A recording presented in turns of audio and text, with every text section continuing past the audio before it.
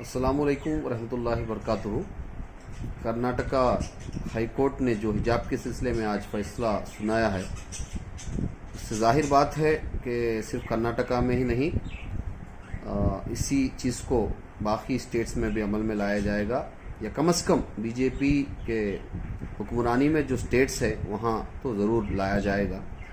इस सिलसिले में हमारे मुसलमान भाई बहन सब गमगीन है, तकलीफ़दा है इस फैसले को लेकर, जो आर्टिकल कॉन्स्टिट्यूशन के आर्टिकल 15 के ख़िलाफ़ भी है।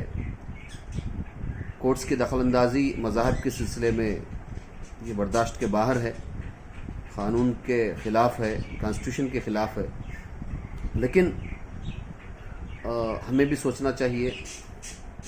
ज़ाहिर बात है कि इस कोर्ट के फ़ैसले को लेकर हमारे अंदर बहुत गुस्सा भी होगा, हमारे अंदर कुछ तकलीफ़ भी होगी, मायूसी भी होगी, जिसको लेकर उस मायूसी को, उस गुस्से को हम कई तरीक़ों से इजहार करना शुरू कर दिए हैं। किसी ने मैसेज फॉरवर्ड करना शुरू कर दिया, किसी ने वीडियोस बनाना शुरू कर दिया, किसी ने कमेंट करना शुरू कर दिया।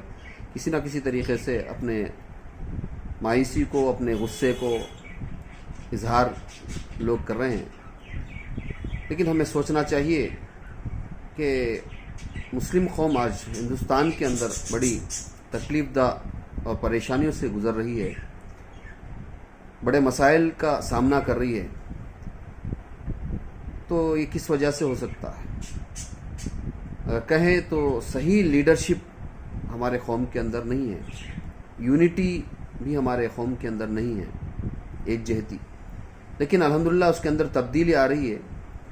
हाल ही में यूपी के अंदर जो इलेक्शन हुए हैं, तो उस ज़िमन में वहाँ के पूरे मुसलमानों में से 85% 80 पर 5% 85% मुसलमानों ने सब मिलकर एक पार्टी को अपना वोट दिया। तो अल्हम्दुलिल्लाह तब्दीली आ रही है, एकजहती भी आ रही है, आना भी चाहिए। लेकिन लीडरशिप की कमी है कि सही लीडर कौन हो, किसको फॉलो हो, ये बड़ी परेशानी कौम की है। तो हमें भी सोचना चाहिए इस वक्त में अपने आप को मायूस करना, मायूसी के मैसेजेस दूसरों को भेजना, दूसरों को भी कमज़ोर बनाना और रास्ते बंद हो गए, इस तरह से हरगिज़ नहीं सोचना चाहिए। मायूसी मुसलमान को शुबा नहीं देती।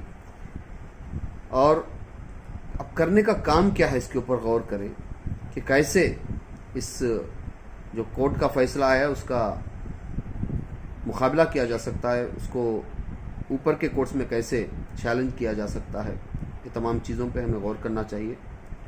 और बाकी इससे पहले भी जो ऐसे जजमेंट्स आए हैं, उन जजमेंट्स को ओवरकम करते हुए हम कैसे आगे बढ़े हैं, ये भी लोगों के सामने रखना चाहिए।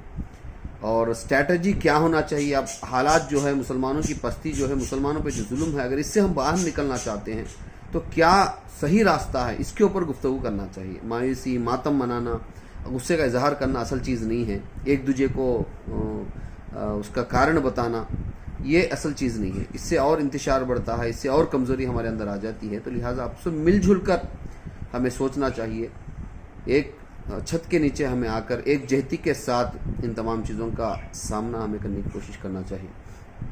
अब कोई कहता है कि अगर हमारे स्कूल्स हों तो इसका मसला नहीं होगा, लेकिन जो नेशनल एजुकेशन पॉलिसी जो नई बनी है, उसके तहत चाहे कौन सा भी प्राइवेट इंस्टीट्यूशन हो, सिलेबस उन्हीं का दिया पढ़ाया जाना चाहिए, सिलेबस वही देंगे। तो हम अगर यूनिफॉर्म को इम्प्लीमेंट भी नहीं करेंगे हमारे स्कूल्स के अंदर, तब भी एग्ज़ाम्स में तो कंपलसरी विदाउट हिजाब ही जाना होगा। तो हमें सोचना चाहिए क्या जो बातें हम कह रहे हैं ये लॉन्ग रन के लिए फ़ायदामंद हैं, या सही भी साबित हमारे लिए, हमारे हक़ में अच्छे साबित होंगे। तो बहुत से चीज़ों को हम लोग सोचना चाहिए। फिर कौन से हम क्या फॉरेन एजुकेशन की तरफ हम जाएंगे, क्या हम उतना एफोर्ड कर सकते हैं अमाउंट को, उतने फीसेस को, अल्टरनेट हमारे लिए क्या सोल्यूशंस हो सकते हैं।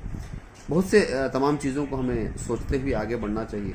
असल चीज़ ये है कि हम ये वक्त अब आगे बढ़कर कुर्बानियाँ देने का है, चाहे वो कुर्बानियाँ वक्त के हो, सलाहियतों के हो, पैसे के हो, ज़रूरत पड़े तो जान और माल के हो। बग़ैर कुर्बानी के हम मसाइल से बाहर नहीं आ सकते। तो सबके लिए अब ज़रूरी है कि जितनी ज़िंदगी हमने जी ली है आराम के साथ, खुशहाली के साथ, ऐश के साथ, चैन के साथ, अब वो दिन गए। कम से कम اب بھی اگر ہم نہیں جاگیں گے، ایک دوسرے کی عزت نہیں کریں گے، ایک دوسرے کی بات کی قدر نہیں کریں گے، صحیح لیڈرشپ کی طرف ہم نہیں جائیں گے، صحیح لوگوں کو ہمارا لیڈر ہم نہیں بنائیں گے، آپس میں اختلافات کرتے رہیں گے، تو اس سے بھی خطرناک دن ہمارے لیے آ سکتے ہیں۔ یہ وقت محاسبہ کرنے کا ہے، یہ وقت احساس کرنے کا ہے، یہ وقت سوچنے کا ہے کہ کیا ہم بھی بنی اسرائیل قوم کی طرح اپنے اعمال بنائے ہیں؟ کیا ہمارا معاملہ بھی، ہمارا حشر بھی آج کے دنوں میں بنی اسرائیل کے قوم کی طرح ہونے والا ہے؟ کیا ہم اپنے اعمال سے دور ہیں، خدا سے دور ہیں، قرآن سے دور ہیں، مسجدوں سے دور ہیں؟ تو کیوں ہندوستان میں زمین مسلمانوں کے لیے تنگ ہو رہی ہے؟ کیوں آئے دن، ہر دن ایک نئی چیز، ایک نیا مسئلہ مسلمانوں کے خلاف کھڑا کرا جا رہا ہے، جس سے مسلمان مایوس ہو رہے ہیں، ان کا چین چھینا جا رہا ہے، ان کی سوچ کو تبدیل کیا جا رہا ہے؟ تو سب سے پہلے دوسروں کو کارن بنانے سے پہلے ہم اپنے گریبانوں میں جھانکیں، کون سی کمی ہمارے ایمان کے اندر ہے، کون سی کمی ہمارے اعمال کے اندر ہے، کون سی کمی ہمارے سوچ کے اندر ہے، ہم کن چیزوں کے قریب ہونا چاہیے، کن چیزوں سے ہمیں دور رہنا چاہیے، یہ تمام چیزوں کا ہم محاسبہ کریں اور اللہ کے اوپر بھروسہ کریں، کوئی مایوسی ہمارے اندر نہ آئے۔ جب ہم اللہ کی مدد کرتے ہیں تو اللہ ہماری ضرور مدد کرتا ہے۔ ہم اپنے آپ کو سچا مسلمان بنائیں، نماز نہیں پڑھتے ہیں تو ہم اپنے آپ کو نمازی بنائیں اور مسجدوں کو آباد کریں اور قرآن کو پڑھیں، اس کو سمجھنے، اس پر عمل کرنے، اس کے میسج کو پورے بندگانے، پورے انسانوں تک پہنچانے کی ہم کوشش کریں، اور جو دین ہے اس پر پورے کے پورے ہمیں دین میں داخل ہونے، اس پر عمل کرنے کی کوشش کریں۔ بدکاری کو چھوڑیں، جھوٹ کو چھوڑیں، چغلی کو چھوڑیں، اللہ کے سامنے توبہ کریں، گڑ گڑائیں، برائیوں کو چھوڑیں، گناہوں کو چھوڑیں اور اللہ کے بتائے ہوئے راستے پر چلنے اور قرآن کو تھامنے کی اللہ تعالی ہمیں توفیق عطا فرمائے۔ اس طرح کی ہم کوشش کریں تو انشاءاللہ بہت ہی کم ہی دنوں کے اندر یہ ہمارے جو مسائل ہیں یہ حل ہوں گے، انشاءاللہ اللہ تعالیٰ دور کرے گا۔ قرآن مجید میں سورہ بقرہ دوسری سورت کی 214ویں آیت کے اندر اللہ تعالیٰ فرماتا ہے کہ اللہ کی مدد بہت قریب ہے۔ تو ہمیں اس آیت پر بھروسہ کرنا چاہیے۔ جب ہم سچے مسلمان ہیں تو اللہ تعالیٰ ہماری مدد کرنا اپنے اوپر لازم کر لیتا ہے۔ یہ اللہ کی سنت ہے کہ اللہ اپنے بندوں کی مدد کرتا ہے، اپنے ایمان والوں کی مدد کرتا ہے۔ تو ہمیں اس وقت سوچنا چاہیے کہ ہمارا کرنے کا کام کیا ہے۔ کرنے کا کام الگ الگ ہم سوچیں گے، ہر آدمی اپنے اپنے طریقے سے کام کرے گا، ہر جماعت اپنے اپنے انداز کے ساتھ کام کریں گی، تو وہ دن چلے گئے۔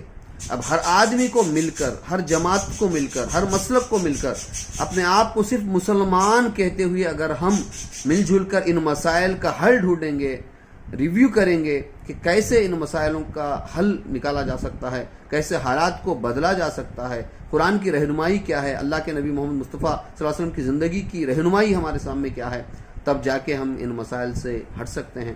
تو لہٰذا آپ امید کے ساتھ رہیے، مایوسی اپنے اندر مت لانے دیجیے۔ جو بھی ججمنٹس آتے ہیں، جو بھی فیصلے آتے ہیں، جو بھی لیڈرز کے کامنٹس اسلام کے خلاف آتے ہیں، ہرگز مایوسی میں نہ رہیے۔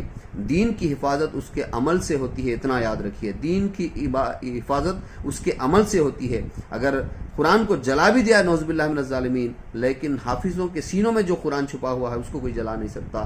تو قرآن کو اللہ تعالیٰ نے اس طرح سے حفاظت کی ہے، تو دین کی پوری حفاظت ہمارے عمل سے بھی اللہ تعالیٰ حفاظت کرے گا۔ تو لہٰذا ہماری شریعت کی ہمیں عزت کرنی ہے، ہمارے دین پر ہمیں عمل کرنا ہے۔ اب ہم عمل کریں گے تو کوئی اسے چھین نہیں سکتا۔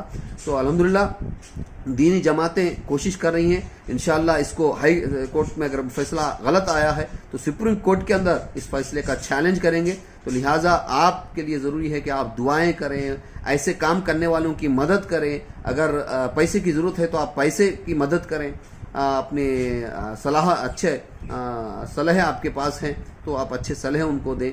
تو لہٰذا بہرحال ہم سب کو مل جل کر ایک سیسا پلائی ہوئی دیوار کی طرح ٹھہر کر اگر ہم مقابلہ کریں گے تو انشاءاللہ ہمارا کوئی بال بھی بانکا نہیں کر سکتا۔ اگر ہم اللہ کے ہو جائیں تو پھر اللہ ہمارا ہو جائے گا۔